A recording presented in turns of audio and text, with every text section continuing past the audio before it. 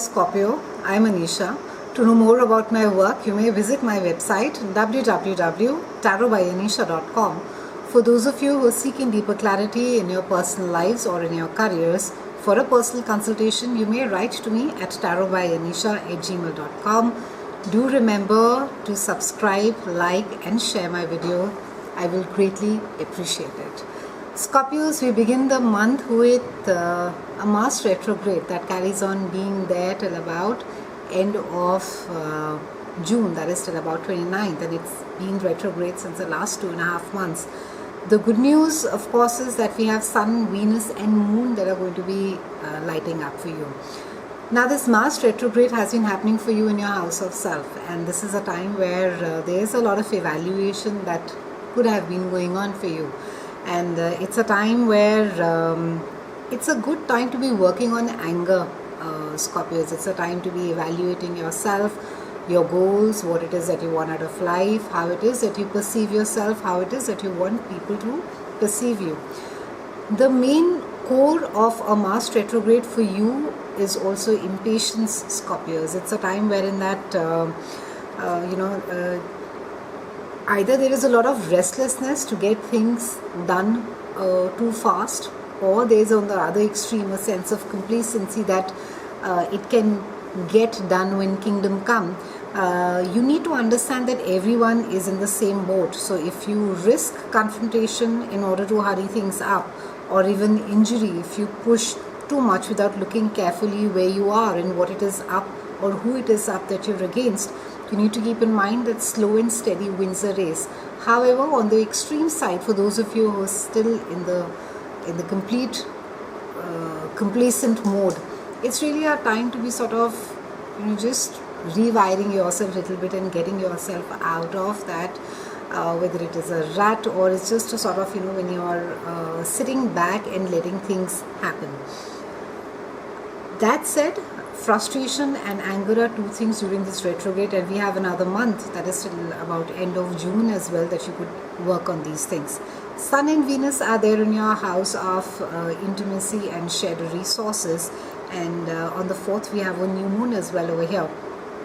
It's a time where you're going to be really attracted to people who are intense, provoking, and who just seem quite mysterious to you, Scorpions. And anyone who comes across as superficial, you're not going to be really interested in that person, and you're going to be quite on a detective mode. You're going to be wanting to dig things more deeper.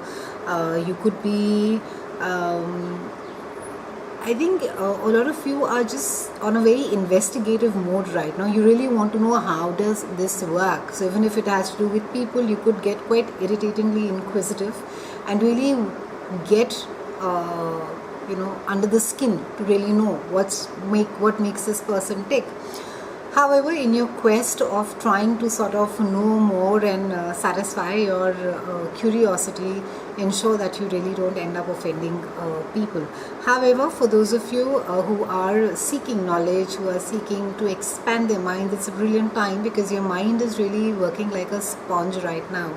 It's also a time wherein that you could feel that your intimate relationships are really more intensified around this time, and you are just not happy about letting things the way that they are, Scorpios. It seems that you want something more. Now this house is also a house of transformation, so really with this Sun being there, Venus being there, new moon, there's an opportunity for you really to change something inside you, to transform. You're being asked, you're being urged to change yourself, the way that you think, the way that your perceptions are formed, or how it is that you even view life. With a new moon being over there in this part of our house, you may have to deal with maybe finances that are other people's money. Maybe there are debts, loans that are there that you need to be taking care of. It can also be that maybe someone owes you money and you need to be recovering that. So it speaks about investments, it speaks about EMIs, your credit card, your taxpayers, and all the loans get covered under this. It's a time because it's a house of transformations, it's a good time to be getting rid of all the emotional baggage that could have been holding you back for the longest. So get rid of that. And even physically, if you were just to clean up your environment, just spruce up your place, just let go of all the junk that is not required, it will just make you feel more lighter. On the 13th, we have Mercury that is coming in, joining Sun, Venus, and Mercury as well over here. And this again it'll make you talk more about maybe money, joint finances, how it is that you're going to be running your house, who gives what is your share of it. It speaks about fairness of how really work and money is divided. It speaks about intimacy in relationships. How much is it that you are willing to invest? How much is it that you are willing to share of yourself in the relationship? And somewhere you need to be putting yourself, don't safeguard yourself so much, Scorpios. It's like, you've made literally an iron cage and you're sitting inside and you're saying, oh, I don't want to get hurt and it's better and it's safe over here. I mean, that's not how you can live life. So ensure that you're not being too defensive in relationships as well. Around the 18th, we have Venus that is moving in your house of beliefs and travel. And we have Sun that is joining Venus as well over there around the 21st. Now you could, it's a great time whether you could be either be taking up a new class, maybe learning a new language.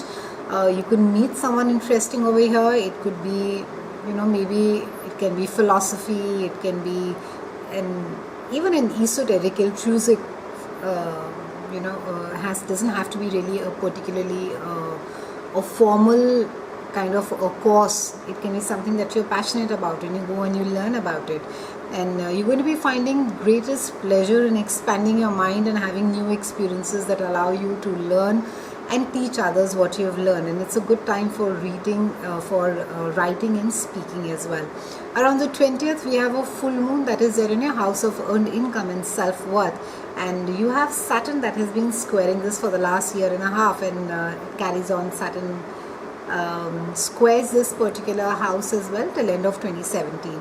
Now this is a time where you'll find that your finances could get affected. It can be that maybe a source of income has got closed for you. Maybe there's a new project that is given to you and it may not pay as much as that you thought it would be. So you have to be a little bit careful about your spending, about your finances, Scorpios. It's, try not to sort of overdo this and try not to be too indulgent. Now, because this house also rules self-esteem and values, you could be confronted with your feelings about yourself and evaluate your own worth. And it is, you could really be, valuing, you could be thinking about how much you have and hence how it is that you peg yourself in life. So try not to sort of look at yourself through the eyes of your bank and what it is that materially that you hold. And it's also a time where you you could feel that that others are judging you as well as far as your material success is there, and you could be sort of be trying to maybe hang on to the right social circles. You could be trying to be amongst people who are very successful or more richer than you, and trying to make yourself sort of feel good. So try and sort of try and not let your self-worth and your self-esteem get affected by the material success that is either yours or of those around you. Now the main focus this month is a big square that's happening, which is between Jupiter, that is there in your house of groups of friends, and it is in opposition to Neptune, that is there in your house of romance, children and creativity, and that is squaring up with Saturn, that is there in your house of earning income. So very interesting. They all just sort of at not just war, but they're just stretching and they're pulling in the opposite directions, and neither of them are refusing to sort of let go. So there's this big cosmic tug or war that's happening between these powerful planets.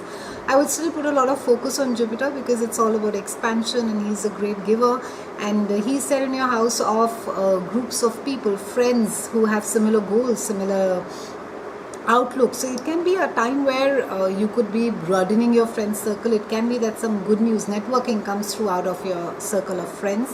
And but because it is opposing Neptune, that is a house of